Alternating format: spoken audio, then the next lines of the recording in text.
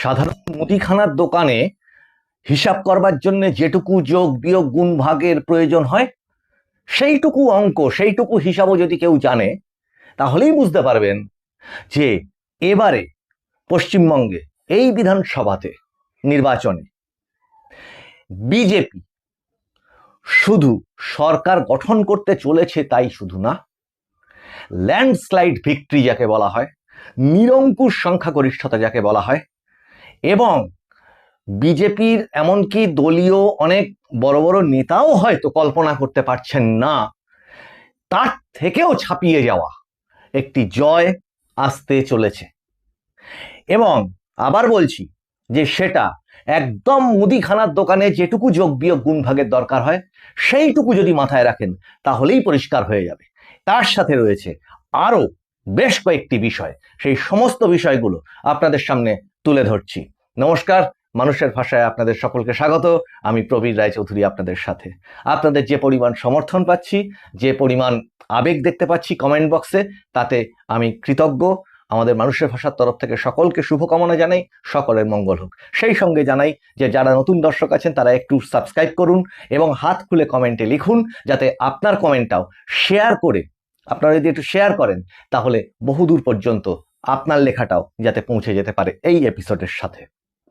এবার আসি আসল কথা।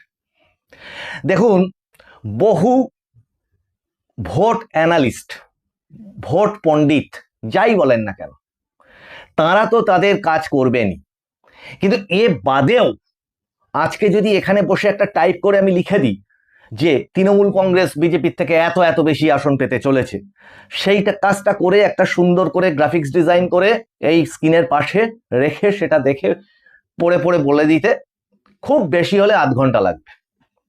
এই কাজটা কঠিন নয়, কিন্তু আসল বাস্তবটা কি? আসল বাস্তবটা হচ্ছে, একটু ঠান্ডা মাথায় ভেবে দেখুন তো,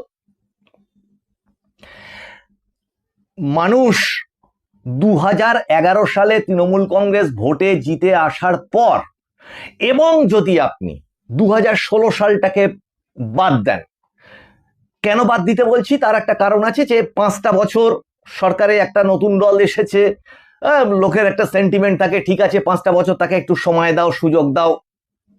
নতুন দল যাকে বলে বিজেপির এখন যে অবস্থান, সাংগঠনিক শক্তি যেটুকু, তখন সেটুকু অতটা ছিল না।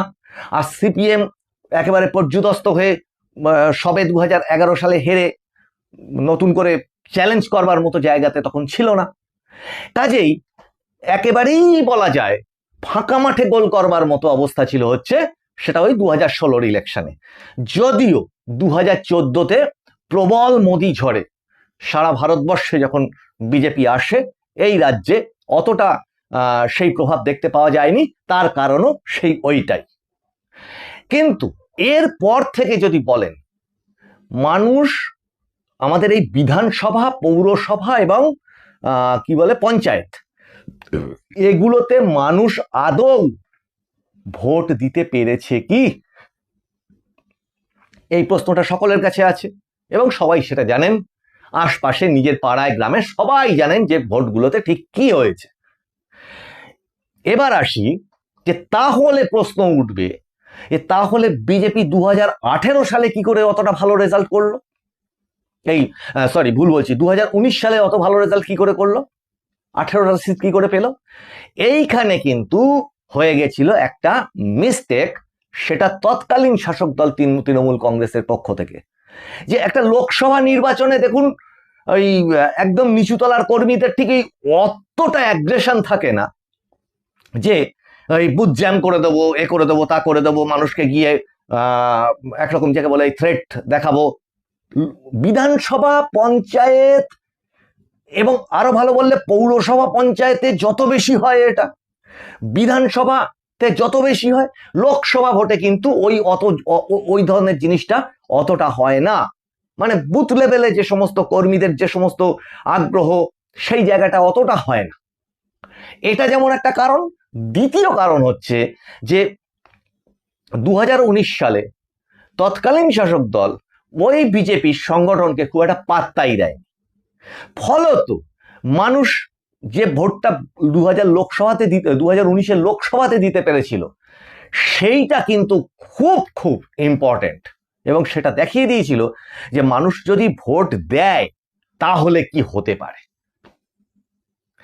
ফলত যদি আপনারা পঞ্চায়েত ইলেকশনগুলো দেখেন তাহলেই তার ট্রেন্ডটা বুঝতে পারবেন।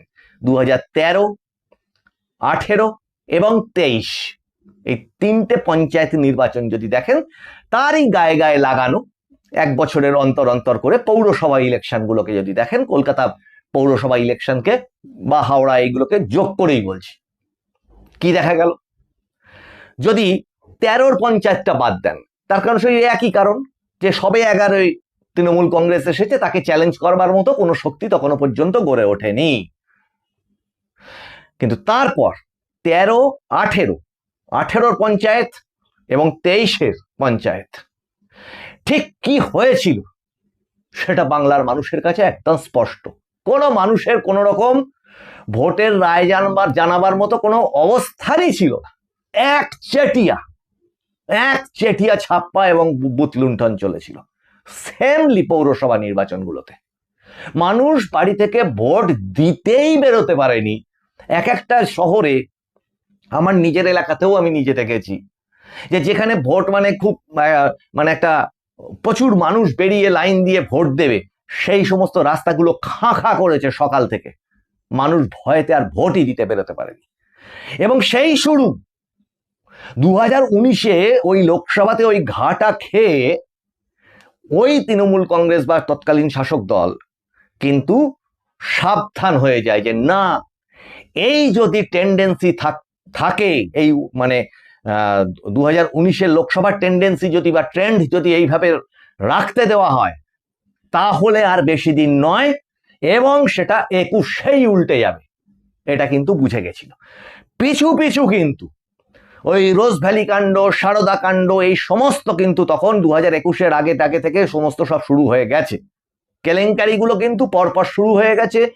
জনগণের মাঝখানে লুটতরাজ, বালি মাফিয়া, কয়লা মাফিয়া, এই সমস্ত কাণ্ড কিন্তু মানে লাগামহীন চুরি এবং লুট কিন্তু একদম শুরু হয়ে গেছে। সিন্ডিকেট রাজ যেটাকে বলা হচ্ছে।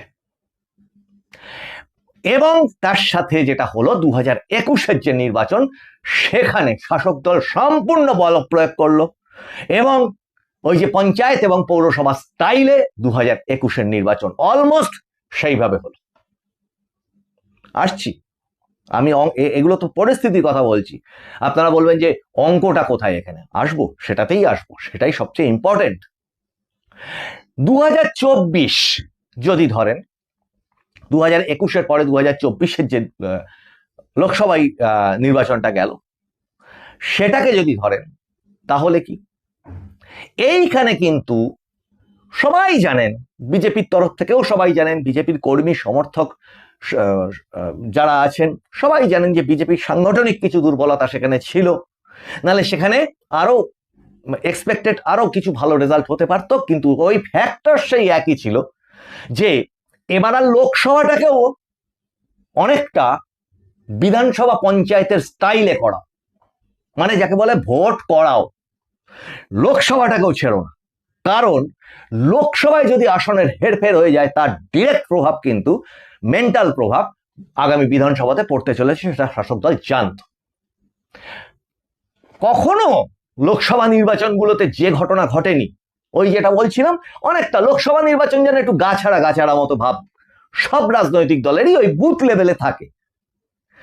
কিন্তু যদি 2024-এর লোকসভা নির্বাচন দেখেন, সেখানে শাসক দলের, তৎকালীন শাসক দলের তৃণমূল কংগ্রেসের, এখন তো বিদায়ী আর মাত্র কদিন, যাই হোক সেটা কেন সেটা বলছি, সর্বশক্তি প্রয়োগ করা, খেয়াল করুন, প্রত্যেকটা বুথকে মেনটেন করা এবং তাদের ওই যে রাজনৈতিক পরামর্শদাতা টাতা যে সমস্ত সংস্থা আছে তাদের সার্ভে রিপোর্ট তুলে এমন একটা পরিস্থিতি তৈরি করা হলো। যদিও আপনারা বলবেন যে সেন্ট্রাল ফোর্স তো তখনও ছিল, এইখানেই কিন্তু মানুষের অভিযোগ ওই সময় সেই সেন্ট্রাল ফোর্স ম্যানেজড হয়ে গেছিল।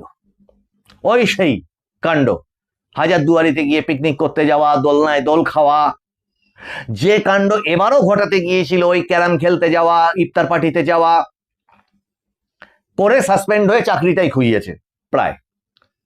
এবার কিন্তু ওই প্রথম অভিযোগ যে সেন্ট্রাল ফোর্স যদি একটু ঠিকঠাক অ্যাক্টিভ থাকতো, এসছিল প্রচুর পরিমাণে, তাহলে এই পরিস্থিতি হতো না। সঙ্গে আর একটা ঘটনা, সেটা হচ্ছে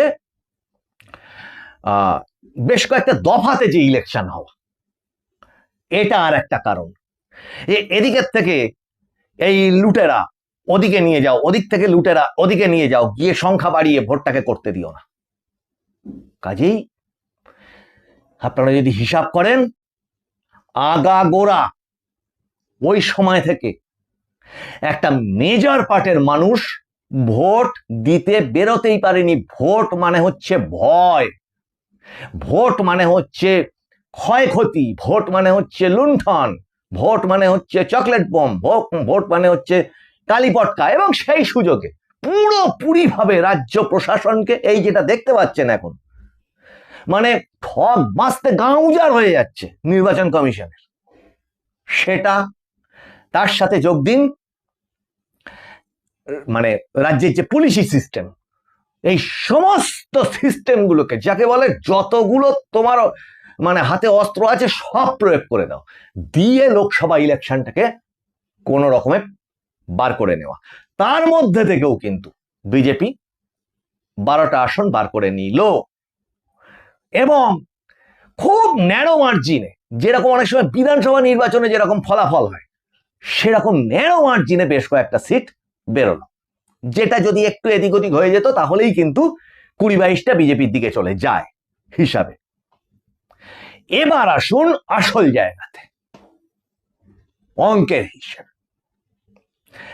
খেয়াল করুন, মোটামুটি 35% ভোট, এই এত ছাপ্পা, এত লুট, এত কিছু সত্ত্বেও কিন্তু বিজেপি ওই 19-এর পর থেকে কিন্তু ধরে রেখেছে। তার সাথে আর একটা অংশ, যেটা বারবার করে অনেক এপিসোডে বলেছি, যে ভোটের মার্জিন হচ্ছে মাত্র 40-42 লক্ষ ছিল এই গত লোকসভায় তৃণমূল কংগ্রেসের সঙ্গে। 6%-এর মতো মোটামুটি ভোটের তফাৎ ছিল। তাহলে আমরা ভোটের হিসেবে কি জানি, যে 50-50, সকলের বোঝার সুবিধার জন্য বলছি, 50-50 যদি দুপাশে থাকে, তাহলে এপাশ থেকে একটা ভোট যদি ওপাশে চলে যায়, তাহলে সেটা হয়ে যায়, একটা হয়ে যায় 49 আর একটা হয়ে যায় 51।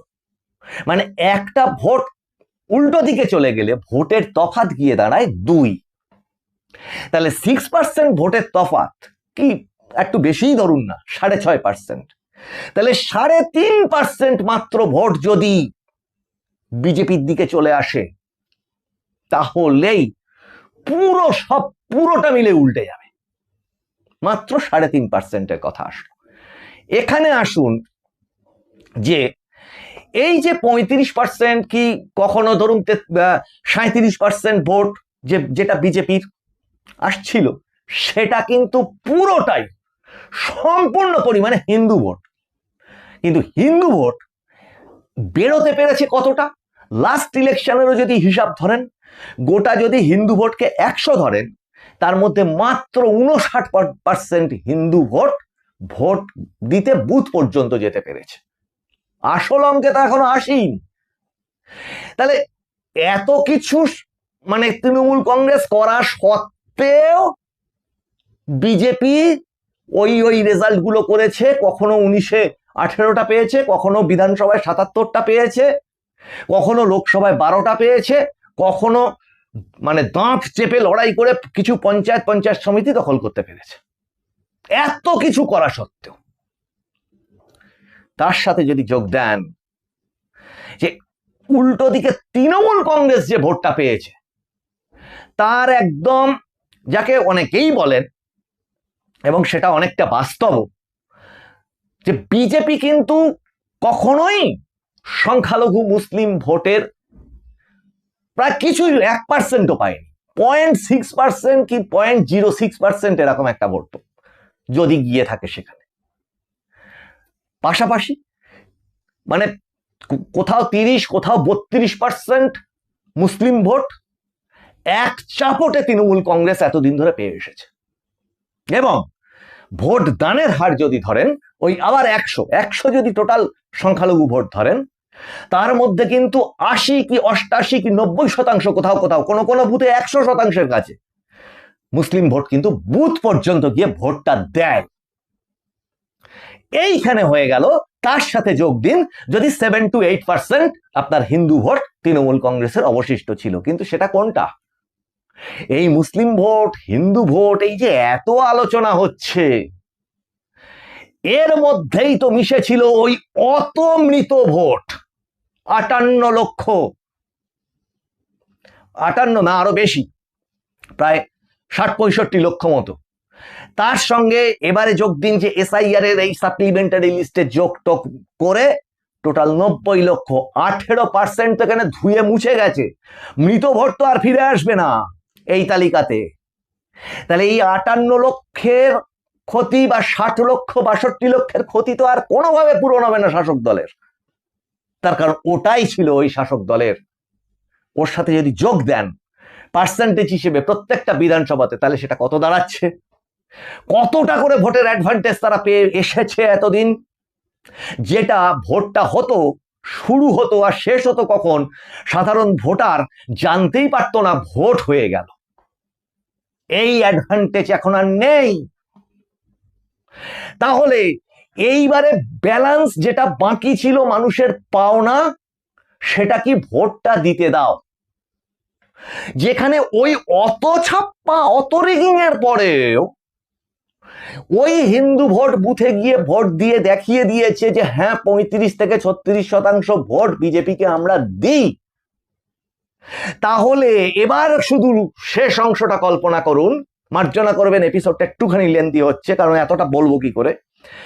এর সাথে যদি যোগ দেন যে এত রকমের ব্যবস্থা, পুরো পুলিশ প্রশাসন সিস্টেম পাল্টে দিয়েছে, নির্বাচন কমিশন পুরো অ্যাডমিনিস্ট্রেটিভ সিস্টেম পাল্টে দিয়েছে, পুরো সেন্ট্রাল ফোর্সকে কন্ট্রোল করবার জন্য একাধিক রকমের ব্যবস্থা, বুথের ভেতরে ক্যামেরা, বাইরে ক্যামেরা, ওয়েবকাস্টিং, সোর্স জ্যামিং বন্ধ করা, অবাধ নির্বাচনের একাধিক ধরনের যে ব্যবস্থাগুলো করেছে পাড়ায় পাড়ায়, সেটার প্রতিফলন দেখতে পাচ্ছি আমরা যে এতটা দিন নির্বাচনী প্রচার হয়ে গেল, কুচকাচ টুকটাক ঝামেলা ছাড়া কিন্তু সেই পরিমাণে ভোট সন্ত্রাসের হুমকি এখনো পর্যন্ত সেইভাবে করে উঠতে পারছে না। দ্বিতীয় কারণ হচ্ছে যারা এই জিনিসটা করত তাদের নামই তো ঘেচাংফু হয়ে গেছে। এই যে বাতিল তালিকার ম্যাক্সিমাম বিদেশি মানে যে ভোটার, তাদের কি ইন্টারেস্ট আছে? তারা তো ভোটই দেবে না, তারা আর ওই ভোট করাতে যাবে কিসের জন্যে? কাজেই অনেকটা কিন্তু আগের তুলনায়, এটুকু তো স্বীকার করবেন অনেক হতাশাবাদী মানুষ, আগের তুলনায় অনেকটা ভালো একটা পরিস্থিতি তৈরি হতে চলেছে। কাজে এখানে যদি মানে হিন্দু ভোটের পরিমাণই ধরলাম, সংখ্যালঘু ভোটে কতটা ভোট শাসক ওই বিদায়ী শাসক হারিয়েছে সে তারাই জানে, খুব স্পষ্ট। সেটা এসআইআরে চলে গেছে, ধুয়ে মুছে গেছে অনেকটা অংশ। ওদিকে নওশাদ হুমায়ুন ফ্যাক্টর, এটা যেমন ছিল কনসলিডেশন একটা ছিল, তেমনি ওই কতটা ফিরিয়ে আনবার চেষ্টা হিসেবে যদি হুমায়ুনের ওই, যদিও আমি তাকে বলি রহস্যময় হুমায়ুন, এটা মজা করে বলি, কিছু মনে করবেন না, সিরিয়াসলি নেবেন না, তার ভোটের কাজই তাই। অনেক সময় অনেক রাজনৈতিক নেতা এই রহস্য বজায় রাখেন। কাজেই এই ভিডিও কাণ্ড, এই কাণ্ড সেই কাণ্ড করে যদি আরো তাদের ওই চলে যাওয়া সংখ্যালঘু ভোটের থেকে 2-3%, 4% ফিরেও আসে, তাতেও কিচ্ছু যায় আসে না। তার কারণ এবারে যদি এই যে ভোটমুখী মানুষ যে পরিমাণ জনসভায় মানে জনসুনামি তৈরি হচ্ছে, অমিত শাহ, নরেন্দ্র মোদী, এই সমস্ত জনসভাগুলো, শুভেন্দু অধিকারীর জনসভা তো আছেই, সেটা প্রমাণ করছে মানুষ বেরোচ্ছে, এমসিসি চলছে, রাজ্য পুলিশের ভয় নেই এই মুহূর্তে। এবং একটা জিনিস এটা বিজেপি নেতৃত্বকেও মনে রাখতে হবে যে মানুষের কানে যেটা নরেন্দ্র মোদী বলছেন, আমরা আমাদের চ্যানেল থেকে বহু আগে থেকে বলেছি, আসল হচ্ছে সাহস। সেই সাহসটা যদি সঞ্চারিত হয় চতুর্দিকে, তাহলে মানুষ এমনি বেরিয়ে আসবে। এবং মাত্র ওই যে বললাম, মাত্র 3.5% এক্সট্রা হিন্দু যদি ভোট দেয়, এত ফেভারেবল পরিস্থিতি পেয়ে, তাহলে সব খেলা ওই বিদায়ী শাসকের শেষ।